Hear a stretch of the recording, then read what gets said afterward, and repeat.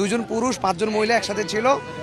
পুরুষ দুজন আগে নামছে, পরে এই পাঁচজন মহিলার মধ্যে চারজন মহিলা নামছে, আরেকজন মহিলা আমার সময় গাড়িটা একটু হালকা টান দিছে, এর মধ্যে মহিলা পড়ে গেছে।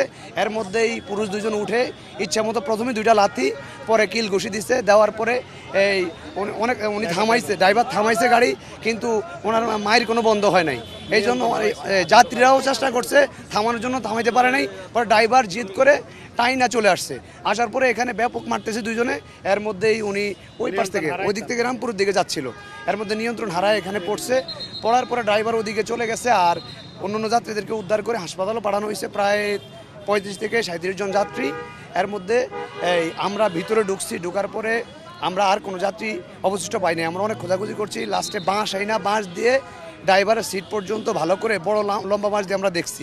একদম ভিতরে আমরা প্রায় অর্ধেকের বেশি চলে গেছি। লাস্ট ওকে আমরা ভিতরে ঢুকায়া ডুব দেওয়াইছি। হ্যাঁ, ডুব দেওয়ানোর পরেও আমরা এখানে কাউকে পাই নাই। আমাদের কাছে রিপোর্ট ওই যে ফেমাস হসপিটালে চিকিৎসা নিচ্ছে, 5-7 জন তারা নিজ উদ্যোগে আইসে চিকিৎসা নিয়ে চলে গেছে। গুরুতর ইনসিডেন্ট, গুরুতর কোনো ঘটনার খবর আমরা পাইনি।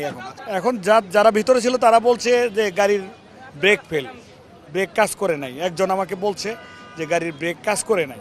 এখন এই গাড়ি উদ্ধার করার পর ব্রেক চেক করে দেখা যাবে যে আসলে কি ঘটনা ঘটছিল।